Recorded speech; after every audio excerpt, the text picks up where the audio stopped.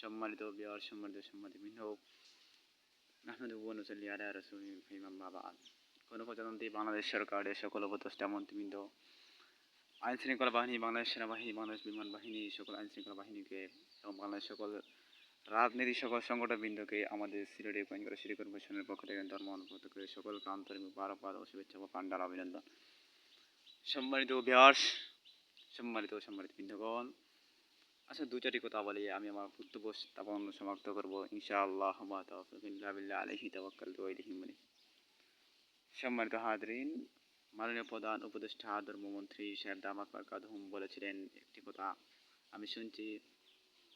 উনি বলেছেন সকল বাংলাদেশের যে মসজিদ আছে, মসজিদ ভিত্তিক এটা ইসলামী ফাউন্ডেশনের মাধ্যমে এটা, আর শেখ হাসিনা সরকারের আমলে মসজিদগুলো দিয়েছিলেন 500 মসজিদ। এর পাশাপাশি আরও অনেক মসজিদ মানে বলছিলেন সকল মসজিদগুলো সরকারিভুক্ত করা যাবে না। আসলে এই কথাটা সঠিক বলেছেন, সকল মসজিদ সরকারিভুক্ত করা যাবে না। আর সরকারি করলে বাতিলের বিরুদ্ধে কথা বলতে পারবে না, কেননা সরকারি হয়ে গেলে সরকারে যেগুলো খুতবা দিন প্রতি মসজিদ জুমার দিনে পড়া হয় সেগুলো সরকারি মাধ্যমে হবে। এগুলো সরকারি না করাটাই মানে কিছুটা সরকারি করাটা ভালো। যেমন দরিদ্র এলাকা আছে, হাওড় এলাকা আছে, এই অঞ্চলগুলোতে যেগুলো দরিদ্র মানে মসজিদে ইমামের বেতন দিতে পারে নাই, মুয়াজ্জিনের বেতন দিতে পারে না, এগুলি সরকারি করার জন্য মাননীয় প্রধান উপদেষ্টা আপনি থাকা অবস্থায় এগুলো করার জন্য আমি বিনীতভাবে অনুরোধ করছি। 100% থেকে 20% করার জন্য বিনীতভাবে অনুরোধ করছি। সম্মানিত ব্যাস, দ্বিতীয় নম্বর কথা হলো নির্বাচন যতই তাড়াতাড়ি দেওয়ার জন্য, যতই তাড়াতাড়ি দিবেন ততই বাংলাদেশের জন্য মঙ্গলজনক হবে। কেননা অনেক নির্যাতন, অনেক নিপীড়ন হচ্ছে। আর সরকার এসে গেলে, যে কোনো সরকার এসে গেলে, তাই বাংলাদেশ আইন শৃঙ্খলা বাহিনী ওনাদের মাধ্যমে ওনাদের কথায় পরিচালনা করবেন। এই নিপীড়ন যে নির্যাতন হচ্ছে অনেক মানুষ, কিন্তু সরকার বর্তমানে সরকার কিছুটা দিতে পারছে না।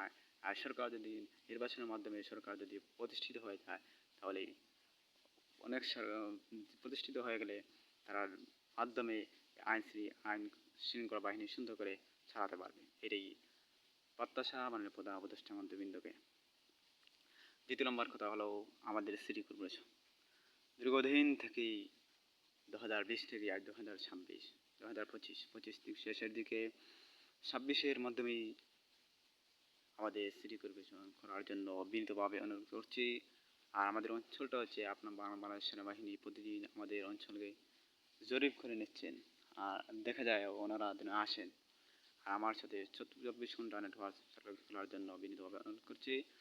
আর যেহেতু আমাদের সময় মাত্র 5 মাস পরেই 26 হয়ে যাবে, আর 26-এর মধ্যে আমাদের সিটি কর্পোরেশন করার জন্য বিনীতভাবে বাংলাদেশ আইন শৃঙ্খলা বাহিনী নজরদারি করবেন এবং আমি সাথে তাদেরকে সহযোগিতা, তাদের পাশে সহযোগিতা এবং আমাদের অঞ্চলকে আমাদের রাস্তাঘাটের উন্নয়ন করার জন্য বিনীতভাবে অনুরোধ করছি। শেখুল হাদিস দামাত বারকাতুহুমের কাছে অসংখ্য ধন্যবাদ জানাই, আমার পক্ষ থেকে স্বাগত জানাই আমাদের সিটি কর্পোরেশনের পক্ষ থেকে। আর বাংলাদেশ আইন শৃঙ্খলা বাহিনীকে, বাংলাদেশ সেনাবাহিনীকে এবং মাননীয় প্রধান উপদেষ্টা বৃন্দকে আমাদের সিটি কর্পোরেশনের পক্ষ থেকে অসংখ্য ধন্যবাদ জানাই। আর আগামী দিনে বর্তমানে রাজনৈতিক সংগঠন বৃন্দ যে আছেন তাদেরকেও জানাই অসংখ্য ধন্যবাদ।